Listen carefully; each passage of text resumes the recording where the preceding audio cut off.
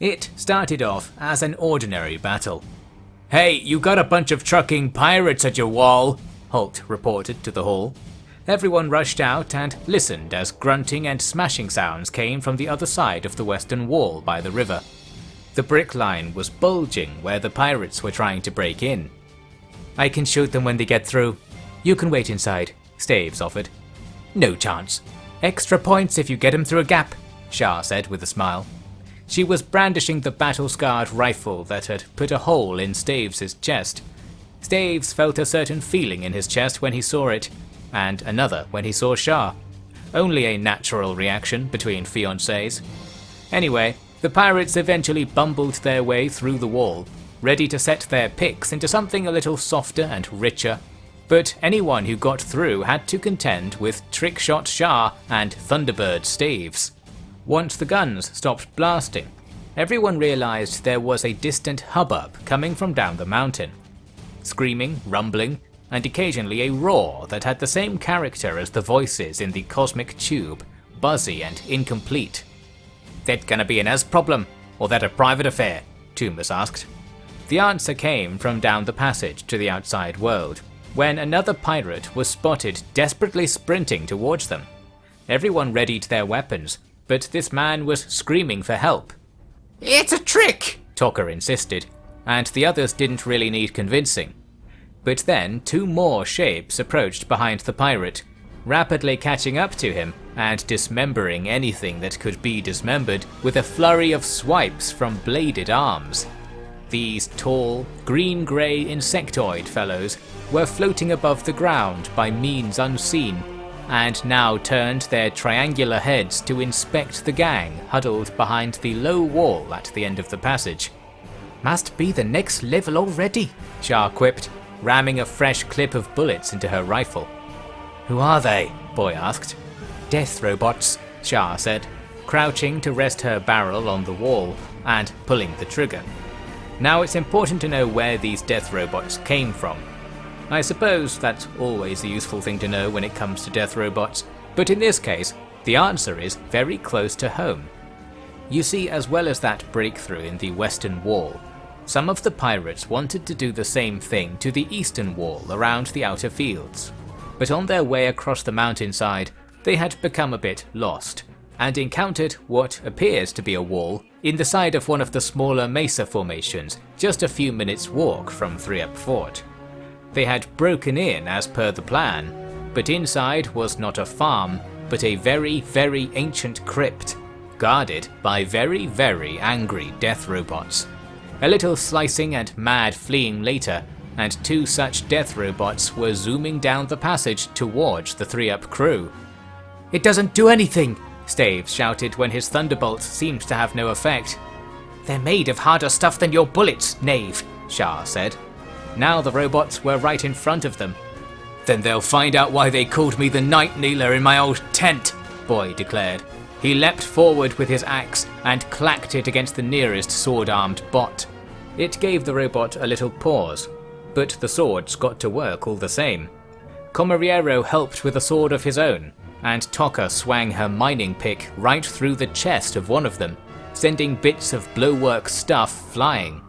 The Huskies weren't happy about the intruders and bit at their floaty parts on their undersides, gnawing through plasticky coverings.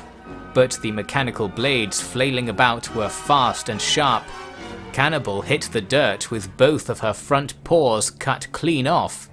Some point-blank range blasts from the guns took the damage dealt over the finish line, and the bots fell limp to the ground. "Bloody fallen angels," Boy wheezed. "Death robots," Shah corrected him. But then they were all again scrambling for cover behind the walls, as a volley of something or other clacked and hissed around them.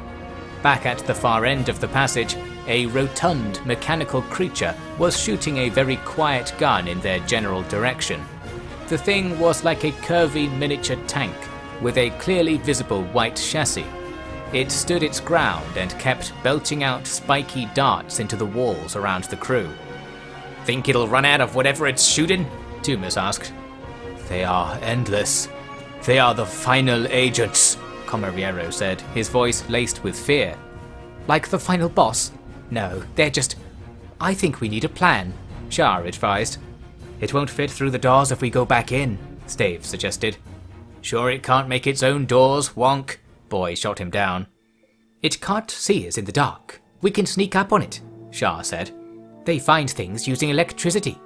It's not called that, Staves interrupted, but Shah went on. I've just got to give it something tasty to hook onto. Too easy. Shah slithered away for a moment. Then the tube dancer, aka gun turret, sitting dormant in the corner of the passage, buzzed to life. At once the hail of projectiles seemed to move off the wall and into that corner, pinging off the turret and knocking its gun around in circles. She's changed the verse, Comariero whispered. Come on, we'll kill that fallen angel. It might end the demon curse, Boy said. He was very wrong, but he very much had the right idea about killing the thing. Boy, Comariero and Tokka snuck over the southern wall and trotted around to the other side of the passage. They could see the back of the tank thing parked at the entrance. Then they saw part 2 of the plan. A stretch of wood thwacked against the wall beside the passage, and Tumas, Staves and Shah popped up over it, with guns blazing. When the 3 cheeky flankers raced up and started battering the confused death blob with all they had, its hull cracked and liquids gushed out. It stopped moving, but still endured another minute of beating before all were convinced the fight was over. And while the fighting part of this incident was complete, the more interesting part was yet to come. The liquid pouring from the shapely tank had apparently been leaking from smaller cracks during its travels, which led Boy and Tumas down the mountainside to the site of the original racket and the crypt. Don't you make me stuff me gob with nut butter, but you better check if that's what your god wanted you to find, Tumas said, clearly gesturing for Boy to enter first. Boy was very excited about the Hillicat factor in this discovery, but like all previous candidates, this one wasn't what the priests had made it out to be. Inside, the crypt had a very crypt-like decor, and I'll explain why this is worth mentioning. Between the stone pillars, carved memorials and dusty slabs was a set of chrome beds. Boy recognized them immediately. These were the things the autonomous arms on the colony ship had forced everyone into. They were cryo chambers, and they had been, until very recently, in use. Bodies lay on the floor beside them, some of them clad in the rough gear of the pirates, others in silky blue pajamas. The cryo chambers were full of stones and broken glass. Of those presumed to be former occupants of these chambers, most were dead, but one breathed with difficulty and flinched at the blowwork light Tumas brought in. Your big man's been busy in here, Tumas said. Were we too late? Boy said. Think I heard about this stuff. People waiting for trouble to blow over and all that butter. Get rich enough and you can sleep on a Rimworld until there's something good on your land, something worth getting up for. I think we've woken them up a little too early. The survivor now began to sit up, but couldn't make it all the way. It was an elderly woman, grey-haired, and now coughing violently as her long breaths picked up the unsettled dust. A dead hollow. There's no piece of the Overlord here, Boy grunted. He stepped forwards and picked the old woman up. She was even lighter than she looked. Please, the others, she said with great difficulty. Her words were wobbly, like the ear foam wasn't sure what to make of them. Sorry, Boy said. The woman started struggling when Boy took her outside, but she had not the energy to keep it up for long. Tumas cleared the crypt of any useful blowwork bits lying around, then raced back to join the crew in the medical cave. They were gathered around a bed, watching Comariero size up the old woman. There are living wounds here, he said. You've got those medical flasks here, don't you? Holt asked. We had to use the potions, Lady reported. Sorry, Staves added. They tasted bad, though. Where am I? The woman asked amid all this. Hello, miss, Lady said, moving to her side. We're in a safe place, in the mountain. The caskets. Did no one else? I'm so sorry. Someone destroyed everything.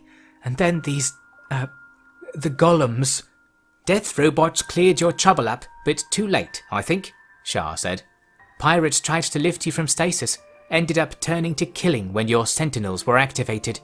Horrible. I must ask, when did you enter those chambers?" "When?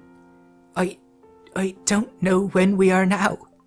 But by the look of you all, this isn't... At least others survived the mass crisis. Are you sure no one else in my company was alive?" It took some convincing, and even a quick double check to end the woman's questions on this topic. In the meantime, she named herself as Cardenas, and when Shah reported the year to be 5502 Retakot local era, she was confused.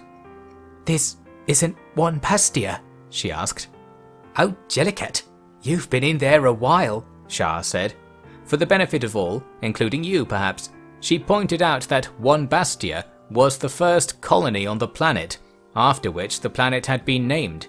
But that was before certain roll-ups had brushed all that aside, causing the second wave of colonists to come upon a disaster zone the locals called Retakot, the Rolling Mass. Ancient history now, all that. It wasn't lost on the Tindrans that this one Bastia term was quite familiar. "You're from Pieces," Lady reasoned, unreasonably. "No, they put the pieces together in the end," Cardenas said. "What? You know about the pieces?" They were still assembling the planet. People going there called it Pieces, since it was in bits for such a long time. I think it was supposed to be called something like Tindy, but who listens to the central admin? "She's from before Pieces was created." "Impossible," Lady muttered. "Not the pieces, from before they were put together. They still aren't all together now," Staves reassured her. "Miss, you have to tell us if there are more pieces," Boy demanded. "Are they here, on Retakot?" "I don't understand. Sorry," Cardenas said. Her voice was growing weaker now, but this didn't put Boy off. "We were called for a crusade to unite the pieces and save our world," he ranted. "But maybe it was all about this world, and stopping the roll-up. The last pieces are here, and before, with the rolling mass thing, that was the enemies of the Overlord trying to destroy everything to stop its true power being unleashed." "It wasn't about that at all. It was an accident, wasn't it?" Shah said. Cardenas shook her head. "No accident. Someone tried to destroy our mover, and it went mad. Tore the planet up from below. Barely left a town standing. I managed to get in a vault before it ended, and here I am. Looks like things got better in the end," she said with a smile. "Wait, that roll-up stuff was actually stuff getting rolled up?" Tumas asked. "What did you think it was?" Comariero shot back. "Thought it was some butter nut about whatever and stuff butter." "This sleeper is cursed, for now the second roll-up is nigh. I fear you have awoken only to endure the end again. Perhaps that is the destiny of all who defy the Kotay." I wouldn't, Cardenas started to say, but she trailed off and lost consciousness. "She's out," Holt said. 5,000 years of sleep. What's a little more?" "We have no salve for her living wound," Comariero said. He was talking about a gash down Cardenas's side, held closed with white cloth wraps that were turning blacker before their eyes. "Please, Comariero, do everything you can," Lady pleaded. Comariero nodded, his face empty. Over the following 2 days, Cardenas occasionally regained consciousness, but always she could do nothing more than splutter out the odd word. Lady was particularly affected by this, and remained at her side as much as possible. Perhaps it was because of Cardenas's silky thick hair and wide, sharp eyes, the defining features of Lady's Raccoona tribe back on Pieces.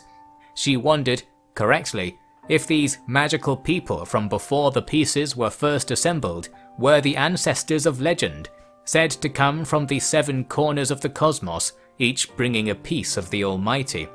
For a woman who had never known her mother, to see her own image wasting away in that cosmic people bed was to relive the theft of her life anew. Only Boy could tear her away after Cardenas's skin turned blue. Even then, she cried out for Comariero to try more of his secret healing poems. He came over, but not alone. At his side was Kerma, his Tranka captive. Former captive. She was the so-called short shadow to the healer of their village, and was curious enough to come out and see the woman from before the roll-up at the beginning of time. A fresh wound with old rot. The sickness waited from the last end, and strikes now, she reported. Is there anything you can do? Lady asked again. We must bury this mass, or it will grow out too far. You cannot beat the Kotay, but I have never heard of one living so far as this. Something to aim for, do you not hear it? Comariero said. Your twist-up will doom us all, Tender, but that suits me. I will not wait for the rot to take me, Kerma said. She sounded angry, but readily helped take Cardenas to a quiet spot along the mountainside to bury her, and returned without a glance at the smoke rising from her home on the horizon. She, like Comariero, was entering a second life of sorts. She wasn't especially happy about it, but was confident that the ends would justify the means, despite having no idea what exactly the ends or means were going to be. While Comariero eagerly explained how the flat cave worked, Tumas was in the actual caves, leaning against the wall of Huntsman's bedroom. You rank 57. That's mad butter, Tumas said. Got promoted to 32 when TC died. Got promoted to 40 when Sharky died. Got promoted to 57 because Neil lost to me at Whackback. Next promotion comes from killing you. Nah, I'm only rank 0 now, and so are you, I reckon. Missing presumed deserted. Let me go and I'll clear it up, butter. Not happening. You can't Whackback your way out of this one, can ya? We used to see losers getting fleeced all the time for trying to sneak back without a tribute. I just gotta bring you back then, butter. Fair play. Thought you might not do that though, upon consideration of our teaming up. We're not a team anymore, butter. Gotcha, but I don't mean the team on Orbital. I mean the team here. I ain't joking. It's a vacuum funnel better than I thought. And plenty of employment. Yeah, need an assassin, do ya? Oh yeah, all the time. Locals hate us. They think farming's too knobby or something. And there's this whole apocalypse cult thing. Don't really go in for that too much, butter.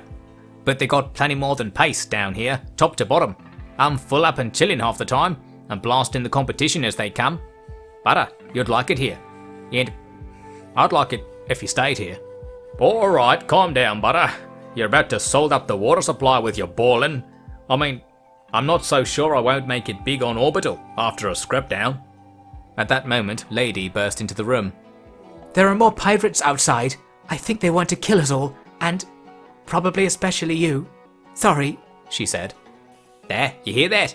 They're gonna knock you off like they were meant to do me, Tumas said. Sure they ain't coming to finish what I started and bust me out of here, Huntsman smirked. Well, surest thing is to just go out there and have both of us kill all of them. That clears it up a little, don't you reckon? Not at all, butter, but let's give it a go anyway, huh? At this, the pair performed a 3-part affirming hand gesture, then pushed past Lady to get out into the action. As advertised, a bunch of raggedy-looking pirates were coming up the passage into the farm. They looked like folk who'd dropped a long time ago and still hadn't got enough score to get back up to the castle in the sky. They were making slow progress on account of them dropping to the ground whenever Staves thundered a bolt out from the usual firing spot. Shah was with him, as she often was, and held up to Huntsman his rifle and Tokka's hand cannon. One for you, one for me, she said. Let's not make it too easy. Give me the little one, Huntsman replied. He took the hand cannon and inspected the revolving chamber. 5 shots. Then he peeked down the passage. 6 targets. Free lesson in the real gun fu then. Peep it quick, he said. He cleared the low wall with a one-handed vault and charged the attackers. These pirates were geared up with blades and knives, so welcomed the close quarters action. A big mistake. Huntsman whipped his gun out from under his long jacket and unleashed a flurry of shots, jerking the firing hammer with his offhand to make the trigger light as a feather to pull. 3 bullets vectored out and 3 pirates tumbled down. One lunged at him with a dagger, but he stepped back while grabbing the guy's arm and pulling it in. In the same motion, he had the pistol pointed at his wrist and blew it clean off before ramming the dagger-wielding detached hand right into the attacker's face. A fifth pirate was moments away from lodging an axe in Huntsman's side, but the weapon was knocked from his hand by a pinpoint thunderbolt from Staves. He was getting good with that thing. Huntsman grabbed the pirate and jumped sideways to put a body between him and the sixth guy, who was winding up a thrust with a spear. Before the thrust was made, a bullet came out of the back of the human shield's neck and punched right through Guy 6's nose. And that was the end of that. Huntsman swaggered back and threw the hand cannon to Shah.